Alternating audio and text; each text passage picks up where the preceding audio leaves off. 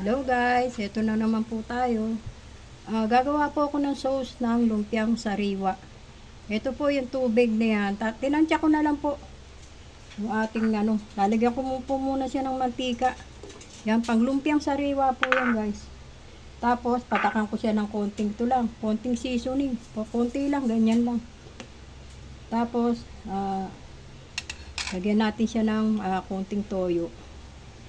So guys, toyo. Yan. Yan natin. Yan. Ganyan lang po. Simple lang to. Simple lang po itong gagawin ko. Tapos guys, ito ilalagay ko na itong asukal. Yan. Ilalagay ko po yan. Medyo dinagdagan ko po yung asukal kasi gusto ko po matamis yung sauce na aking yan. Halu-haluin lang. Tapos guys, pakukuluin natin siya ulit. Tapos ilalagay ko na yung cornstarch. Yan lang po siya kasimple. Pangkain lang po namin to sa bahay. Kaya hindi ko na masyadong inanuhan ng maraming condiments na ingredient yan. Simple lang kasi pambahay lang po. Kakainin namin to guys. So tatakpan natin siya ulit para babalikan natin. Ito na po. Balik na tayo. Yan, kumukulo na siya. Papatakan na natin ng konting cornstarch. Pakunti-konti lang muna.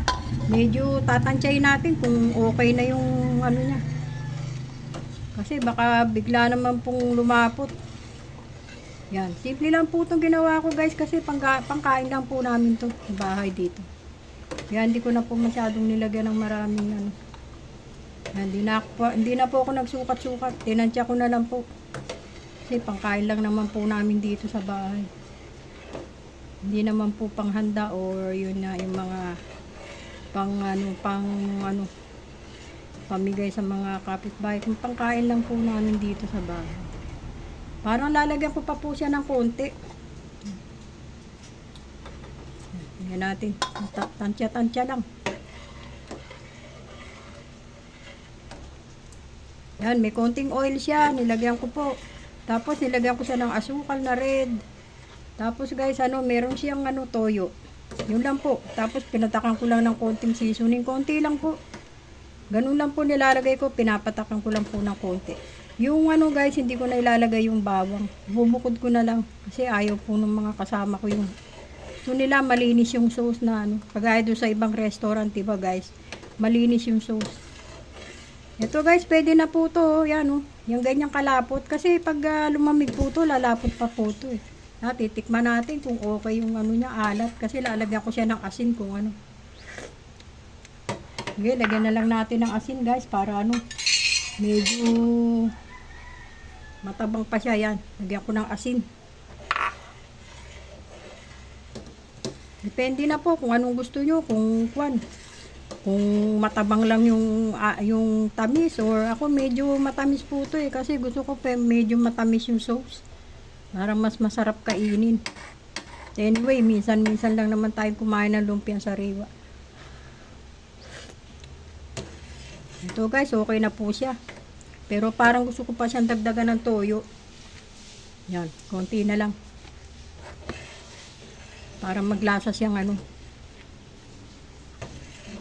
sarap. Ito guys, manatin uli para sigurado. Yan, okay na po yan. Ito guys, so pag lumamig to guys, na to? Na po to? Lalapot pa, yan. Tara guys, balikan natin yung babalutin ko na yung mga lumpiang kakainin namin dito. Babalikan po natin ulit yan mamaya. Hello po guys, balik tayo. Gandang tanghali po. Ito guys, yung aking ingredients, gagawin kong lumpiang sariwa. Konti lang po yan eh. Konti lang po to, pangkain lang namin. Yan. Ako lang po talagang kumain ng lumpiang sariwa. Kasi parang mas masarap kung gagawa tayo eh. Yan po guys, meron siya repolyo, carrots, sayote, at saka singkamas. Yan po. Simple-simple lang po yan. Ginisa ko lang sa bawang sibuyas. Mekos-mekos lang. Sa bawang sibuyas. Tapos nilagyan ko ng konting betchin. Tapos konting paminta. Ganun lang po. Konting patis. Wala po siyang karne. Yan. Tapos gagamitan po natin siya ng yan guys. So yan yung mani. Dinurog ko na po yan. Yan, meron po siyang ano yan, ang secret recipe niyan, mani at saka asukal pinaghahalo po. Yan, sa mga Chinese restaurant. Makikita nyo yung parang brown na siya, may halo ng mani at saka red na, kulang asukal po. This time po guys, gagamit ako ng seaweeds. Yan. Dati gumawa po ako walang seaweeds eh. Pero ang kaibahan po ngayon, wala kaming dahon. Hindi ko po siya lalagyan ng dahon. Ang ilalagay ko na lang po seaweeds. Wala pong dahon na ilalagay sa wrapper. Dati naglagay ako ng dahon eh. Ngayon wala po. Seaweeds na lang. Ito po siya. Oh, yan guys. Yan, napakasarap. Yan. So guys, nakita nyo. Masarap yan. So, teka guys, punta tayo ng kutsara. Sensya na kayo. Medyo magulo yung ano. Yan oh. Lagyan natin siya ng seaweeds para masarap.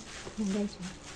Tapos ito pong aking lumpia wrapper, medyo hindi maganda yung pagkakagawa ko guys eh. Pero okay lang kasi pangkain lang naman namin kasi kaninang umaga ko pa po ito ginawa. Ngayon parang hindi ako na-perfectan sa niluto ko pero nangihinayang naman ko kasi okay naman po siya.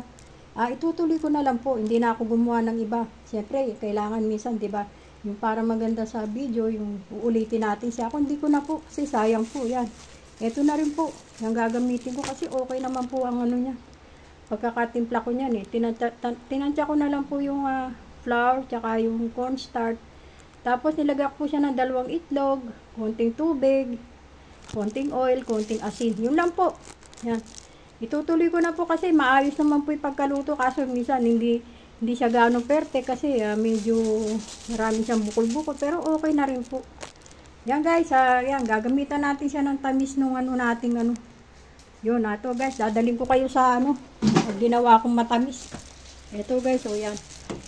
Ito, okay na po siya, oh. Di ba kanina medyo malabnaw siya. Ngayon guys, ano na siya, yan, oh. Buo, yung parang ano na, malapot na siya. Yan po yung pinakatamis niya. Tara guys, balik tayo ulit. Tara guys, magbabalot na tayo ng lumpia. Ito, pangkain lang natin sa bahay. Ito guys, yan. Isa na natin muna. Yan. Ganyan lang siya, oh. Kunti-kunti lang naman ang ano. Yan, pangkain lang to guys. Ito, lagyan natin ng ano, ng bawang. Tapos, lagyan natin ng konting tamis yan. Kunti lang. Tapos, lagyan natin ito. Mani. Yan guys. Mani yan guys. May konting sugar. Tapos, lalagyan natin itong seaweeds. So guys, yung seaweeds. Kamayin na natin para ano, total nakabalot naman yung kamay ko. Yan guys, ganyan lang siya guys. Yan, ganyan. So guys, oh. Yan, ganyan lang po. Gawa pa tayo ng isa. Pusin na natin to. Yan guys, tara. Hindi kagandahan yung wrapper ko guys kasi mamadali ako kaninang umaga. Umaga ko po itong ginawa eh. Pero okay naman siya. Kahit hindi masyadong ano. Medyo may mga bukol-bukol pero pwede naman. Tinignan ko kasi malambot lang. Timpladong-timplado naman yan guys. Kaso syempre minsan pag nagluluto tayo, natin maiwasan yung minsan na sisira. Pero hindi ko na po siya inulit to. Lagyan natin ng mani. Nilagyan ko ng bawang tsaka mani guys. Tapos lagyan natin ng seaweeds. Para masarap. Yan. Maraming seaweeds. Yan, ganyan lang po siya, oh. Yan. Yan guys, ganyan lang po. Sarap.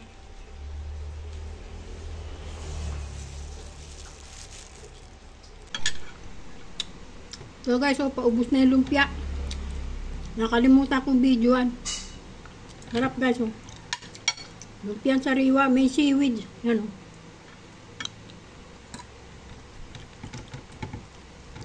Sarap.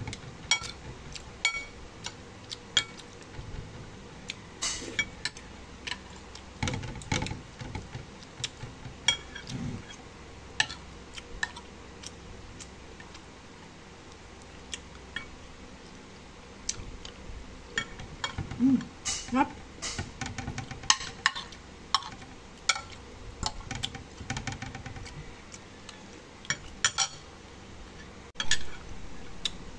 So guys, so paubos na yung lumpia.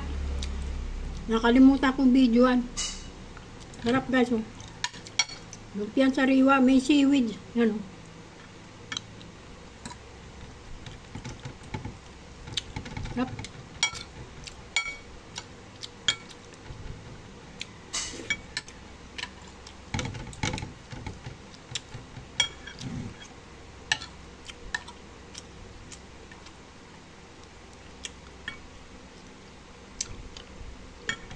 Mm.